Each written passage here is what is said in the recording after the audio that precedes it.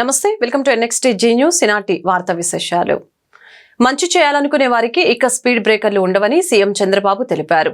కొలనుకొండలోని హరికృష్ణ గోకుల క్షేత్రంలో నిర్వహించిన అనంత శేష స్థాపన కార్యక్రమంలో ఆయన పాల్గొన్నారు. వెంకటేశ్వర స్వామి ఆలయ నిర్మాణంలో భాగంగా ఇక్కడ అనంత శేష స్థాపన చేశారు. ఈ సందర్భంగా చంద్రబాబు మాట్లాడారు. మంచి చేసే వారందరికీ ఆంధ్రప్రదేశ్ చిరునామాగా ఉంటుంది. మంచి చేసే వారంతా ఏపీలో ఇక ముందుకు రావాలి. అక్షయ పాత్ర స్ఫూర్తితో అతి త్వరలో అన్న క్యాంటీన్లను పునఃప్రారంభిస్తాం. హరికృష్ణ సంస్థ దైవ సేవతో పాటు మానవ సేవను సమానంగా చేస్తోంది.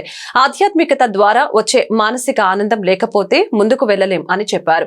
దైవత్వాన్ని అందరిలో పెంపొందించేలా అక్షయ పాత్ర అంతర్జాతీయ అధ్యక్షులు మధు పండిత్ కృషి చేశారని తెలిపారు. 50 మంది IIT పట్టభద్రులు సేవా కార్యక్రమంలో పాల్గొనడం అభినందనీయం. ఆధునిక సాంకేతికతను అందిపుచ్చుకుంటూనే ఆధ్యాత్మిక సేవలను కొనసాగించాలి. వెంకటేశ్వర స్వామి దయతోనే బాంబు పేలుళ్ల నుంచి బయటపడ్డా. ప్రపంచానికి సేవలు అందించే అవకాశం కోసమే నాకు తిరిగి ప్రాణభిక్ష పెట్టారు. పేదరికం లేని సమాజ నిర్మూలనే అందరి నినాదం కావాలి. అక్షయ పాత్ర ద్వారా ప్రతిరోజు 22 లక్షల మందికి భోజనం పెడుతున్నాం. అన్న క్యాంటీన్లను చిన్న ఫిర్యాదు లేకుండా అక్షయ పాత్ర నిర్వహించిందని చంద్రబాబు తెలిపారు.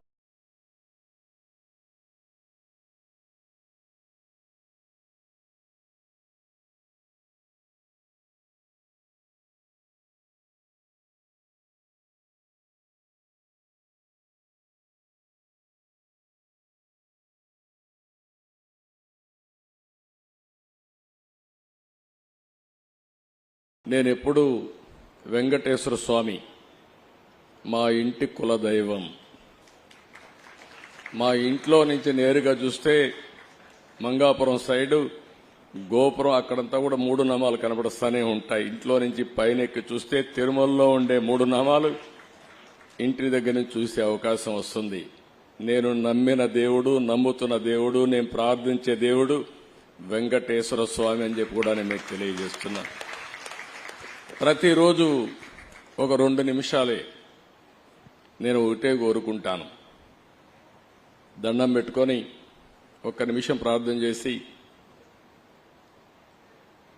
ఇప్పుడు ఒకసారి చూస్తే నాకు ప్రాణ భిక్ష పెట్టింది కూడా వెంకటేశ్వర స్వామి. అదొక మిస్టరీ కూడా. 2003లో నా మీద 23 క్లేమోర్ మైన్స్ ని బ్లాస్ట్ చేస్తే సాక్షాత్తు వెంకటేశ్వర స్వామి నాకు ప్రాణభిక్ష పెట్టాడు. ఏదో చెయ్యాలని ఆ రోజు నన్ను కాపాడాడు. అలాంటి వెంకటేశ్వర స్వామిని నేను ప్రార్థించేది, నాకు శక్తి, సామర్థ్యాన్ని, తెలివితేటలు ఇవ్వండి. ప్రపంచంలోనే తెలుగు జాతి నెంబర్ 1 జాతిగా ఉండడానికి ఆశీర్వదించండి. ప్రపంచంలోని ఇండియన్స్ అందరూ కూడా గ్లోబల్ సర్వీసెస్ అంటే ప్రపంచంలో ఉండే ప్రజలకు సేవలు అందించే అవకాశాన్ని కల్పించండి. ఈ దేశంలో పేదరికం లేని సమాజం. అందుకే ఇటీవల నేను మాట్లాడుతున్నా జీరో పావర్టీ. మనందరి బాధ్యత. సమాజం మనకి ఇవన్నీ ఇచ్చింది. ఈరోజు నేను ఒక ముఖ్యమంత్రిగా ఉన్నా, రమణ గారు former chief justice of India అయినా, లేకపోతే వేదిక పైన ఉండే పెద్దలు కొంతమంది మంత్రులైనా, ఇక్కడికి ఉండేవాళ్లు వివిధ రంగాల్లో బ్రహ్మాండంగా రాణిస్తున్నా, ఇది మనకు సమాజమే ఈ అవకాశం ఇచ్చింది. అలాంటి సమాజంలో పేదరికాన్ని, అందుకే నేను ఒక స్లోగన్ తీసుకున్నా, zero poverty nation, zero poverty state, zero poverty village. మనందరి బాధ్యత కావాలి. సంపద కొంతమందికి పరిమితమై పేదవాళ్లు పేదరికంలో మగ్గుతా ఉంటే అది మంచిది కాదు. కూటమి ప్రభుత్వంలో పనులన్నీ నాణ్యతగా జరగాల్సిందేనని మంత్రి నిమ్మల రామానాయుడు అధికారుల్ని ఆదేశించారు. పశ్చిమ గోదావరి జిల్లా పాలకొల్లులో 100 పడకల ప్రభుత్వ ఆసుపత్రిని ఆయన తనిఖీ చేశారు. కొత్తగా చేపట్టిన భవన నిర్మాణ పనుల తీరుపై తీవ్ర అసహనం వ్యక్తం చేశారు. స్లాబ్ నుంచి లీక్ అవుతున్న వర్షపు నీరు, నిల్వ ఉన్న నీటిని పరిశీలించారు. మీ ఇళ్ల నిర్మాణాలు ఇలాగే ఉంటాయా అంటూ అధికారుల్ని ప్రశ్నించారు. ప్రభుత్వం మారిన నేపథ్యంలో పనులన్నీ నాణ్యతగా జరగాల్సిందేనని తెలిపారు. అనంతరం పాత ఆసుపత్రిలో రోగుల సమస్యల్ని మంత్రి నిమ్మల అడిగి తెలుసుకున్నారు. జగన్ 5 ఏళ్ల విధ్వంసం ఆసుపత్రి నూతన భవన నిర్మాణంలోనూ కల్లారా కనిపించిందని ఈ సందర్భంగా ఆయన వ్యాఖ్యానించారు. ఏడాదిలో పూర్తి కావాల్సిన పనులు 5 ఏళ్లైనా వైసీపీ ప్రభుత్వం పూర్తి చేయలేదని విమర్శించారు. అధికారంలోకి వచ్చిన తర్వాత మరి మాట తప్పి మడమ తిప్పి ఆ రోజు ఇద్దరికీ మేనమామగా ఉంటానని చెప్పి మరి ఒక్కరికే మీరు మేనమామగా ఉండి ఆ యొక్క పసి పిల్లలను కూడా మరి వాళ్ళ తల్లులను కూడా మోసం చేసినటువంటి చరిత్ర మీది కాదా అని చెప్పి నేను అడుగుతూ ఉన్నా. అదేవిధంగా ఆ రోజు మీరు 2019లో మే నెలలో అధికారం చేపట్టిన తర్వాత మీరేదైతే మీ ఎన్నికల హామీ ఏదైతే అమ్మఒడి ఉందో దాన్ని మరి ఒకరికే ఎగ్గొట్టినటువంటి ఇచ్చి మరొకరికి ఎగ్గొట్టినటువంటి ఆ అమ్మఒడి సైతం ఎప్పుడు అమలు చేశారు మీరు? 2020లో. 2019లో అధికారంలోకి వచ్చి ఆ మోసం దగా చేసి ఒక్కరికి ఇస్తానన్న అమ్మఒడి కూడా 2020 వరకు కూడా మీరు ఆ పథకాన్ని అమలు చేయనటువంటి మీరు 30 రోజులు కూడా మేము అధికారం రాకకుండానే మరి మమ్మల్ని ప్రశ్నించేటువంటి అధికారం మీకు ఎక్కడుందని చెప్పి వైసీపీ నాయకుల్ని ప్రశ్నిస్తూ ఉన్నా. ఏదైతే ఆ రోజు అమ్మఒడి మోసం దగాతో 15,000 రూపాయలు అన్నారు, తర్వాత దాన్ని 14,000 రూపాయలు అన్నారు, తర్వాత మళ్ళీ మీరు 13,000 రూపాయలు ఇచ్చారు. ఆఖరికి మొన్న ఎన్నికల ముందు చూస్తే చాలామంది తల్లుల అకౌంట్లకి ఆ 15,000 లేదు, 14,000 లేదు, 13,000 లేదు, కొంతమందికి అయితే 9,000, 7,000 అది కూడా 2-3 విడతలుగా అందినటువంటి పరిస్థితి దుస్థితి మొన్న ఎన్నికల ముందు కూడా ఆ తల్లులందరూ కూడా మాతో చెప్పినటువంటి పరిస్థితి. అంటే మీరు 30,000 రూపాయలు ఇస్తారని మాట తప్పారు, కనీసం ఒక్కరికి ఇస్తారన్న 15,000 రూపాయలు కూడా ఇవ్వలేకుండా దాన్ని 14, 13, 9కి మరి మోసం దగా చేసినటువంటి మీరు తల్లికి వందనం గురించి మాట్లాడేటువంటి అర్హత మీకు ఎక్కడుంది? అదే ఈరోజు ప్రశ్నిస్తూ ఉన్నా. అంతేకాదు పోయిన ఆ మోసం దగా చేసినటువంటి ఆ 13,000 ఆ 9,000 5 సంవత్సరాలు మీరు ఇచ్చారు అధికారంలో ఉన్నప్పుడు, మళ్ళీ 1 సంవత్సరం అమ్మ ఒడిని ఎగ్గొట్టారు. ఇన్ని వాస్తవాలు కళ్ళకు కనిపిస్తూ ఉంటే మరి ఈవేళ సిగ్గు లేకుండా తల్లికి వందనం గురించి మీరు ఎట్లా మాట్లాడగలుగుతారు? అందుకే నేను మళ్ళీ చెప్తూ ఉన్నాం, మీ మాదిరిగా ఇట్లాంటి ఎగ్గొట్టడాలు లేకుండా, మీ మాదిరిగా ఎటువంటి కోతలు లేకుండా అక్షరాల ఏదైతే మాట ఇచ్చామో ఆ మాట ప్రకారం ప్రతి విద్యార్థికి కూడా 15,000 రూపాయలు, ఎంతమంది పిల్లలుంటే అంతమందికి కూడా ఆ 15,000 రూపాయలు ఇచ్చేటువంటి విధంగా తొందరలోనే విధి విధానాలన్నీ కూడా చర్చించి 5 ఏళ్ల వైసీపీ పాలనలో కడప ఉక్కు పరిశ్రమ 1% కూడా అభివృద్ధి చెందలేదని బీజేపీ ఎంపీ సీఎం రమేష్ విమర్శించారు. వైఎస్ఆర్ కడప జిల్లా ప్రొద్దుటూరులో ఆయన మీడియాతో మాట్లాడారు. యువతకు ఉద్యోగాలు రావాలంటే కడప ఉక్కు పరిశ్రమ పూర్తి కావాలని పేర్కొన్నారు. గడిచిన 5 ఏళ్లు జగన్ తన సంపాదనకే ప్రాధాన్యం ఇచ్చారని విమర్శించారు. రాష్ట్రంలోని పురపాలికల్లో ఎక్కడ ఎలాంటి అభివృద్ధి కనిపించలేదని తెలిపారు. ప్రజలను భయపెట్టి ప్రొద్దుటూరు మాజీ ఎమ్మెల్యే రాచమల్లు ప్రసాద్ రెడ్డి వసూళ్లకు పాల్పడ్డారని ధ్వజమెత్తారు. ఆయన సాగించిన అరాచకాలపై ప్రజలు ఫిర్యాదు చేస్తే వసూలు చేసిన డబ్బులు వెనక్కి వచ్చేలా చేస్తామని హామీ ఇచ్చారు. వైఎస్ఆర్ జిల్లాలో జరిగిన భూదందాలపై త్వరలోనే విచారణ చేయిస్తామని తెలిపారు. ప్లాంట్ కోసం నేను మొట్టమొదటిగా గెలిచిన తర్వాత వెంటనే ఏదైతే కడప స్టీల్ ప్లాంట్ గురించి చంద్రబాబు నాయుడు గారికి చెప్పడం జరిగింది. ఆ జగన్మోహన్ రెడ్డి గత 5 సంవత్సరాల్లో 2-3 సార్లు ఫౌండేషన్లు మార్చి ఇదని అదని చేశారు, కానీ ఇంతవరకు ఏం జరగలేదు. తప్పకుండా ఇప్పుడు యుద్ధ ప్రాతిక పైన ఆ ప్లాంట్ తీసుకొని వచ్చేదానికి, ఎందుకంటే లాస్ట్లో ఎలక్షన్ల ముందు జరిగింది అది. అతను 5 సంవత్సరాల్లో అతను ఫౌండేషన్ వేస్తే నేను వెళ్ళి ఆ రోజు చెప్పొచ్చు జగన్మోహన్ రెడ్డికి, మీరు 2 సంవత్సరాలు అంటున్నారు, 3 సంవత్సరాలు తీసుకొని కంప్లీట్ చేయండి, మిమ్మల్ని వచ్చి సన్మానిస్తానని. 5 సంవత్సరాలైనా కూడా ఆ ఊసే లేదు, అక్కడ ఏం లేదు, స్థలం మార్చాడే తప్పితే ఇంకొకటి లేదు.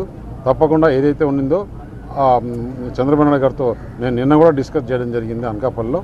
ఆయన విశాఖపట్నం వచ్చాడు, దాని మీద త్వరగా చర్యలు తీసుకుని త్వరగా వచ్చేదాని కోసం చేస్తారు. నటులు వారి కుటుంబ సభ్యుల లక్ష్యంగా వ్యక్తిగత విమర్శలు, అసత్య వార్తల్ని పోస్టు చేస్తున్న 5 యూట్యూబ్ ఛానళ్లను రద్దు చేయించినట్లు మూవీ ఆర్టిస్ట్ అసోసియేషన్ తెలిపింది.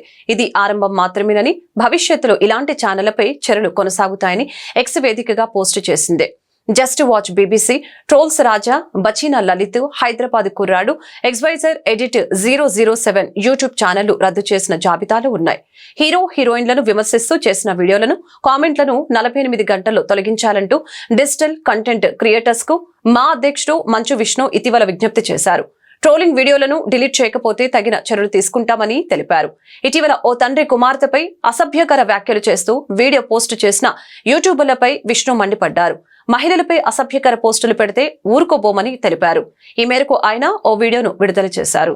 ఈ మధ్యకాలం కొంతమంది తెలుగు వాళ్ళు ఈ యూట్యూబ్లోను, ఇన్స్టాగ్రామ్లోను, ట్విట్టర్లో అసభ్యకరంగా బిహేవ్ చేయడం వల్ల మొత్తం తెలుగు వాళ్ళు ఎందుకు ఇలా బిహేవ్ చేస్తున్నారు అన్న క్వశ్చన్ మార్క్ ఏర్పడుతుంది.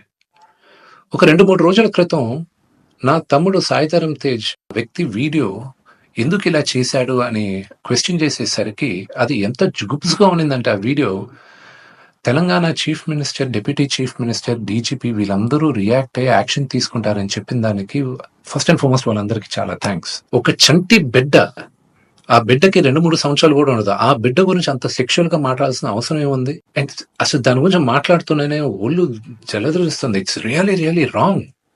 మనం తెలుగు వాళ్ళం అలాంటి వాళ్ళం కాదు. ఒక 2-3 రోజులుగా మూవీ ఆర్టిస్ట్ అసోసియేషన్ కి చాలా లెటర్లు, ఈమెయిల్స్ వచ్చాయి. కొంతమంది యూట్యూబ్ వాళ్ళని ఒక క్వశ్చన్ అడుగుతున్నా, అంటే ఒక ఆడదంటే ఓన్లీ సెక్షువల్ గానే చూడాలా మీరు? మీ మదర్ లేరా?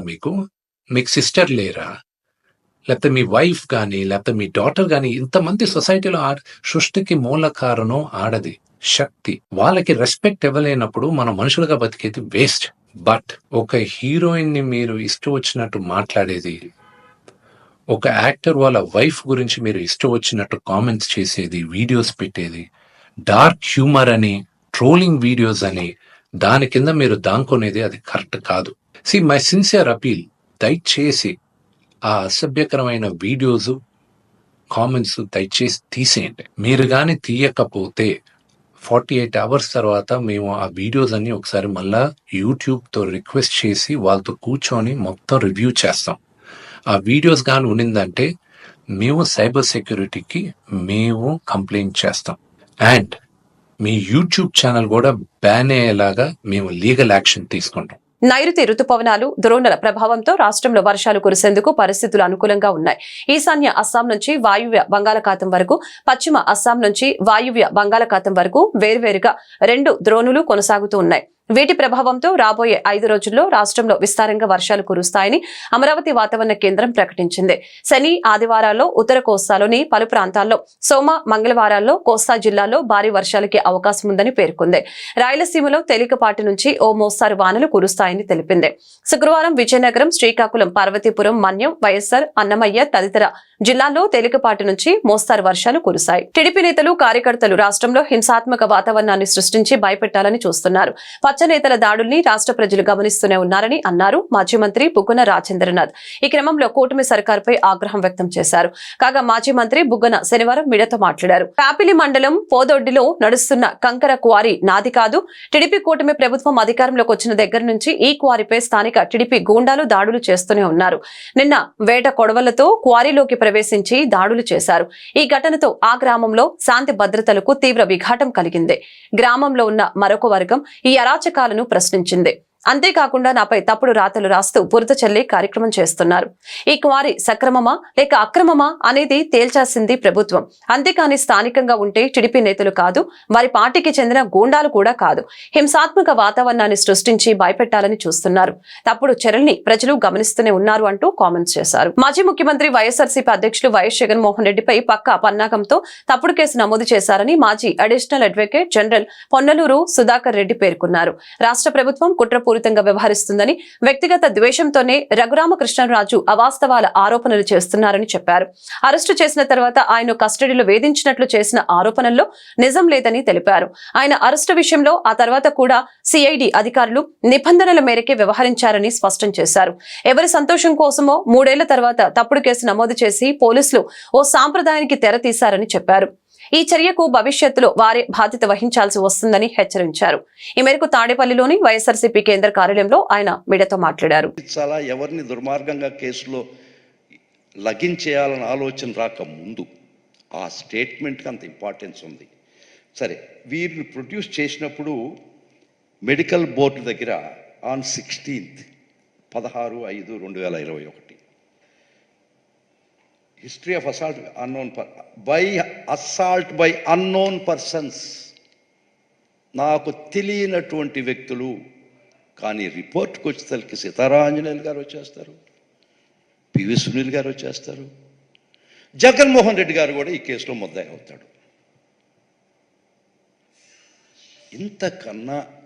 ఇంతకన్నా ఒక కేసు, తప్పుడు కేసు, ఫాల్స్ కేసు, నీ వర్షన్ కరెక్ట్ కాదు, నువ్వు కాలక్రమేణా నువ్వు పెంచుకున్నటువంటి ద్వేషంతో నువ్వు ఎవరినైతే ముద్దాయిలు చేయాలని ఇన్ని సంవత్సరాల తర్వాత ఆలోచన చేసినావో, నీకు ఎవరి మీద అయితే ద్వేషం ఉందో వారిని ముద్దాయిలు చేయడం జరిగింది. Again and again I'm tell you, నిన్ను ఇక్కడ కంప్లైంట్లో మటుకు పివి సునీల్ కుమార్ గారు, సీతారామాంజలి గారు వచ్చారు, కొట్టారు, ఇంక ముగ్గురు కొట్టారు. That's the case. ఇది నిజమై ఉంటే నీకు సీతారామాంజనేయులు గారు, పివి సునీల్ గారు, డీజీ ఇంటెలిజెన్స్ వాళ్ళు వచ్చి నేను నిజంగా కొట్టుంటే నువ్వు ఎక్కడ చెప్పుండాలి ఈ మాట? మ్యాజిస్ట్రేట్ గారి దగ్గర చెప్పుండాలి. పివి సునీల్ కుమార్ గారు వచ్చారు, సీతారామాంజనేయులు గారు వచ్చారు, వారు వాళ్ళ ప్రమేయంతో నన్ను కొట్టారు, ఇది జగన్మోహన్ రెడ్డి గారు కొట్టించారు. ఇది కదా నీ వర్షన్. ఇప్పుడు 3 సంవత్సరాల తర్వాత ఈ వర్షన్ నీది. ఇది దీన్ని నమ్మి పోలీసు వాళ్ళు కేసు రిజిస్టర్ అంటే ఒక చిన్న సామెత ఉంది, ఎద్దు ఈనిందంటే ఘాటు కట్టేయమన్నారంటే, ఇప్పుడు ఎద్దేంది ఈనేదేంది అది ఈనదు కదా అనే ఆలోచన కూడా లేదా ఈ పోలీసు వారికి? Minimum what was his earlier version at the first opportunity time before the magistrate by masked persons? What is his version? వారు చెప్పింది ఏమిటి before the doctors, uninfluenced by anyone, ఆ రోజుకి బై అన్నోన్ పర్సన్స్? ఇంతకన్నా ఏం కావాలా ఈ కేసులో యొక్క ఫాల్సిటీ? ఈ కేసు దుర్మార్గమైనటువంటి పరిస్థితుల్లో మీరు ఎవరు కావాలంటే వాళ్ళు ముద్దాయిలు చేయడం ఇంతకన్నా వేరే సాదృశ్యం కావాలా? ఇక్కడ మన జగన్మోహన్ రెడ్డి గారు కూడా వచ్చేస్తారు పాప. మగవాళ్ళ అందాలను మరింత పెంచే బంగారు ఆభరణాలు వజ్ర జ్యువెలర్స్ ఎగ్జిబిషన్ లో ప్రదర్శనగా ఉన్నాయని గుంటూరు పశ్చిమ ఎమ్మెల్యే గల్లా మాధవి తెలిపారు. అంతర్జాతీయ ప్రమాణాలతో నాణ్యతే ప్రామాణికంగా లేటెస్ట్ మోడల్స్ తో దగదగ మెరిసే గోల్డ్, డైమండ్ హారాలు మహిళల మనస్సును దోచుకుంటున్నాయని పేర్కొన్నారు. Guntur Brindavan gardens main road capital హోటల్లో ఏర్పాటు చేసిన Vajra jewellers diamonds for divas exhibition ను గుంటూరు పశ్చిమ ఎమ్మెల్యే గల్లా మాధవి శనివారం లాంఛనంగా ప్రారంభించారు. ఈ సందర్భంగా మాధవి మీడియాతో మాట్లాడారు. ఈ ఎగ్జిబిషన్ 2 రోజుల పాటు కొనసాగుతుందని వివరించారు. ప్రస్తుతం వజ్ర జ్యువెలర్స్ సంస్థకు 4 బ్రాంచ్లు ఉన్నాయని, త్వరలోనే గుంటూరు, విజయవాడలో నూతన బ్రాంచ్లు ఏర్పాటు చేయనున్నట్లు తెలిపారు. ఈ కార్యక్రమంలో ఎగ్జిబిషన్ ఇన్ఛార్జి ఎన్ మాధురిరెడ్డి, ఆర్యన్, ఉత్తమ్ తదితర సిబ్బంది పాల్గొన్నారు. జ్యువెలర్స్ మన గుంటూరులో క్యాపిటల్ హోటల్స్ లో ఎగ్జిబిషన్ మన మాధురి గారి ఆధ్వర్యంలో నిర్వహించడం జరిగింది. మొత్తం స్టేట్ వైడ్లో కూడా 4 బ్రాంచెస్ వీరు నడుపుతూ ఉన్నారు. విజయవాడ, గుంటూరులో కూడా త్వరలో మనకి వజ్ర జ్యువెలర్స్ రావాలని కోరుకుంటూ ఉన్నాను. కాంటెంపరీ డిజైన్స్తో చాలా అత్యాధునికమైన వర్క్మెన్షిప్తో వాళ్ళు ఎగ్జిబిషన్ని నిర్వహిస్తూ ఉన్నారు. ఆ very big congratulations for them. ఇంకొంచెం ఇక్కడ ఇప్పుడున్న సొసైటీకి అనుగుణంగా వారు మెచ్చిన రకరకాలైన థింగ్స్ని వాళ్ళు కన్సిడర్ చేసుకొని ఆర్డర్ మీద కూడా వారు అందించడం జరుగుతుంది. లైట్ వెయిట్ జ్యువెలరీ మీద కూడా కాన్సన్ట్రేట్ చేసి ది బెస్ట్ డైమండ్స్ని, పోల్కీస్ని వాళ్ళు అందరికీ అవైలబుల్గా ఉంచుతూ ఉన్నారు. ఈరోజు వారి ఈ వజ్ర జ్యువెలర్స్ ఎగ్జిబిషన్ ద్వారా ఇంకొంచెం విజయవాడ, గుంటూరు, ఆంధ్ర ప్రజలకి చేరువ అవడానికి ప్రయత్నిస్తూ ఉన్నారు. ప్రజలందరూ కూడా దాన్ని దృష్టిలో పెట్టుకొని వారి యొక్క ఈ డిజైన్స్ని, వర్క్మెన్షిప్ని ఆదరించాలని చెప్పి కోరుకుంటూ అగైన్ మాధురి అండ్ టీమ్ అందరికీ కూడా once again very big congratulations అండి. మనకి లేటెస్ట్ డిజైన్స్ ఉన్నాయి, తక్కువ లైట్ వెయిట్లో ఉంటుంది. డైమండ్స్తో పాటు మనకి పోల్కీస్, గోల్డ్ అన్ని ఐటమ్స్ మనకి అవైలబిలిటీ ఉంటుంది. ప్రజెంట్ వచ్చేసి మనకి హైదరాబాద్లో ఉంది. అలాగే వచ్చేసి ఎగ్జిబిషన్స్ వచ్చేసి మన గుంటూరు, విజయవాడలో కూడా నడుస్తున్నాయి. అలాగే మేము త్వరలో వచ్చేసి విజయవాడ, గుంటూరులో కూడా బ్రాంచ్ ఓపెన్ చేస్తాము. ప్రజెంట్ మనకి ఆంధ్రప్రదేశ్లో వచ్చేసి వైజాగ్, తిరుపతి, రాజమండ్రిలో ఉంది. త్వరలో మనకి మేడం యుఎస్లో కూడా ఉంది, ఎగ్జిబిషన్ నడుస్తూ ఉంటుంది. గుంటూరులోని హోటల్ గ్రాండ్ నాగార్జునలో నూతనంగా కుండ బిర్యానీ మేళా ప్రారంభమైంది. తూర్పు ఎమ్మెల్యే మహమ్మద్ నజీర్ ముఖ్య అతిథిగా హాజరై కుండ బిర్యానీ మేళాను ప్రారంభించారు. ఈ కార్యక్రమంలో టీడీపీ నాయకులు షౌహద్, గౌస్, హోటల్ గ్రాండ్ నాగార్జున నిర్వాహకులు జానీ, సాంబిరెడ్డి, సమీర్, మేనేజర్ చంద్రశేఖర్ తదితరులు పాల్గొన్నారు. నగర ప్రజలకు రుచికరమైన బిర్యానీ అందించేందుకు ప్రత్యేకంగా కుండ బిర్యానీ మేళా ఏర్పాటు చేయడం ఆనందంగా ఉందని తెలిపారు. వెరైటీ ఐటమ్స్ తో కస్టమర్స్ ను ఆకట్టుకునే విధంగా అన్ని రకాల వంటకాలు అందించాలని సూచించారు. అదేవిధంగా కుండ బిర్యానీ మేళా ప్రాధాన్యతను మేనేజర్ చంద్రశేఖర్ మీడియాకు వెల్లడించారు. గుంటూరు ప్రజలకు ఆహ్లాదకర వాతావరణంలో రుచికరమైన వంటకాలతో కుండ బిర్యానీ మేళా ఏర్పాటు చేయడం జరిగిందని తెలిపారు.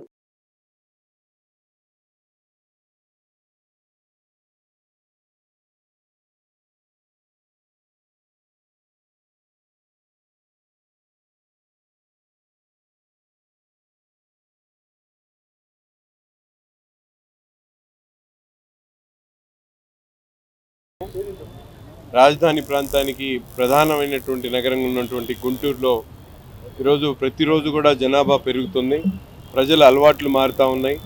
అర్బనైజేషన్ అవుతున్నటువంటి పరిస్థితుల్లో ప్రతి ఒక్కరు కూడా ఫుడ్ని ఆస్వాదించే దాంట్లో అనేక రెస్టారెంట్స్ని విజిట్ చేయడం జరుగుతూ ఉంది. కాబట్టి ఈరోజు సోదరుడు జానీ గారు, అలాగే శ్రీనివాస్ రెడ్డి గారు, శివారెడ్డి గారు, అలాగే మిత్రులందరూ కూడా కలిసి ఫుడ్ ఫెస్టివల్ని ఏర్పాటు చేసి ప్రజలకు నూతనంగా ఉన్నటువంటి డిషెస్ని పరిచయం చేసేటువంటి కార్యక్రమం, ముఖ్యంగా పాట్ బిర్యానీ గతంలో ఎప్పుడు చూడనటువంటి విధంగా ఈరోజు కుండ బిర్యానీని ఒక విచిత్రమైనటువంటి స్టైల్లో వండి ప్రజలకు అందించాలనే ఆలోచనతో ఈరోజు ఈ కార్యక్రమాన్ని ఏర్పాటు చేయడం జరిగింది.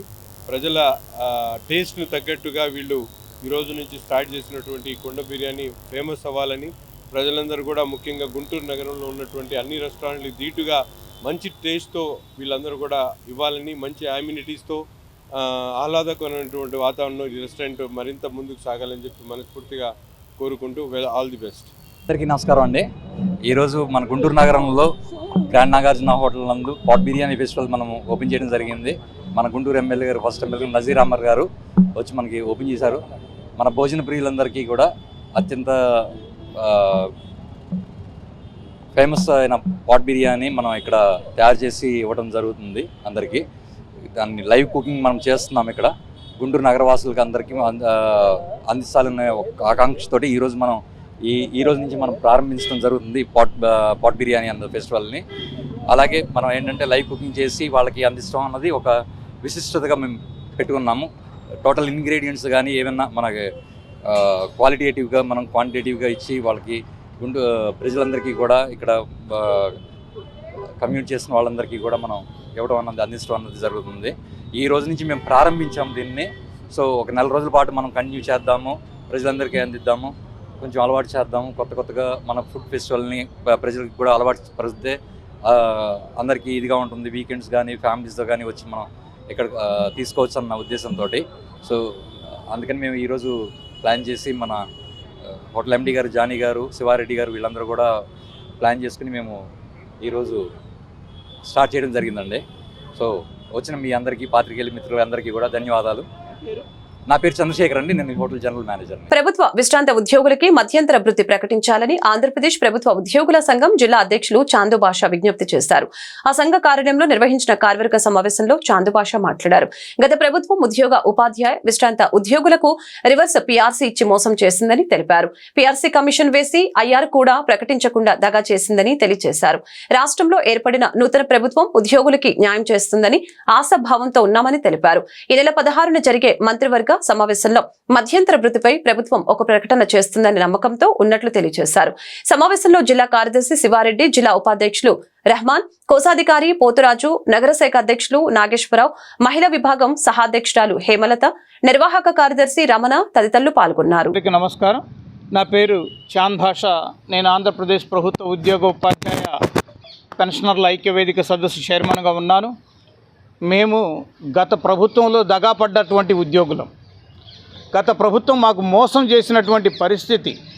మేము అడగకుండానే 27% ఐఆర్ ఇస్తామని చెప్పినటువంటి ప్రభుత్వం 23% ఫిట్మెంట్ ఇచ్చింది. గత ప్రభుత్వంలో మాకు చంద్రబాబు నాయుడు గారు 20% హెచ్ఆర్ఏ ప్రకటిస్తే ఈ ప్రభుత్వం మాకు 16% కుదించినటువంటి పరిస్థితి. దాదాపుగా 8% నష్టపోయింది ఎవరయ్యా అంటే ఈ ఉద్యోగ ఉపాధ్యాయ పెన్షనర్లు అనే చెప్పి నేను తెలియజేసుకుంటూ ఉన్నా. మరి దానితో పాటు మేము నష్టపోయింది కాక ఈ ప్రభుత్వం మాకు ఉద్యోగుల యొక్క సంక్షేమం చూసే విధంగా ఏ రోజు కూడా ఆ ప్రభుత్వం మాకు వ్యవహరించలేదు. కనీసం ఉద్యోగుల మీద సమీక్ష కూడా నిర్వహించినటువంటి ప్రభుత్వం ఏదైనా ఉన్నదంటే అది గత ప్రభుత్వం అనే తెలియజేసుకుంటున్నా. ఇప్పటికైనా మాకు ఈ ప్రభుత్వాన్ని మేము కోరి మెచ్చి తెచ్చుకున్నటువంటి ప్రభుత్వం. ఈ రాష్ట్రం పునర్నిర్మాణ కోసం ఉద్యోగులు కూడా కంకణం కట్టుకొని ఉన్నారు. రేపు 16వ తారీఖున జరిగేటువంటి క్యాబినెట్లో ఈ ఉద్యోగుల కోసం ఈ ప్రభుత్వం అయినా సరే తక్షణమే మధ్యంతర భృతిని చెల్లించే విధంగా కృషి చేయాలని నేను ప్రభుత్వాన్ని కోరుతున్నా. ఇప్పటికే మేము దాదాపు 13 నెలల పిఆర్సీ కాలాన్ని పోగొట్టుకున్నటువంటి పరిస్థితి. ఇక 1/7 మరలా 1/7 తర్వాత కనుక చూసుకుంటే మనకు రావాల్సింది 2023 తర్వాత ఇంకా 3 సంవత్సరాలు మరలా పిఆర్సీ రావాల్సినటువంటి పరిస్థితి ఉంది. ఇప్పటికే 13 నెలల కాలం వృధా అయిపోయింది. గత ప్రభుత్వం కమిషన్ వేసి ఐఆర్ మర్చిపోయినటువంటి పరిస్థితి కూడా మేము చూసాం. అందుకే తగిన మూల్యం చెల్లించుకోవాల్సి వచ్చింది ఆ ప్రభుత్వాన్ని పక్కన పెట్టుకున్నాం. ఇప్పుడు ఈరోజు ఈ రాష్ట్ర ముఖ్యమంత్రి చంద్రబాబు నాయుడు గారి మీద మాకు మంచి విశ్వాసం ఉంది. ఎందుకంటే మేము అడగకుండానే గతంలో 20% ఐఆర్ ఇచ్చారు. అంతకుముందు 42% ఫిట్మెంట్ ఇచ్చినటువంటి ఘనత కూడా నారా చంద్రబాబు నాయుడు గారిదే అని చెప్పేసి నేను తెలియజేసుకుంటూ ఉన్నా. ఇప్పటికైనా సరే మాకు ఈ ప్రభుత్వం న్యాయం జరుగుతుందనే నమ్మకం ఉంది. రేపు 16వ తేదీన జరిగేటువంటి క్యాబినెట్ నందు తప్పనిసరిగా ఉద్యోగ ఉపాధ్యాయ పెన్షనర్లకు ఐఆర్ను ప్రకటించే విధంగా గౌరవ ముఖ్యమంత్రి నారా చంద్రబాబు నాయుడు గారు ఒక ప్రకటన చేస్తారు అని చెప్పేసి మేము ఆశాభావం వ్యక్తం చేస్తూ సెలవు తీసుకుంటూ ఉన్నాం. ఈ వార్తలు ఇంతటితో సమాప్తం. మరొక బులెటిన్లో మళ్ళీ కలుద్దాం. నమస్కారం.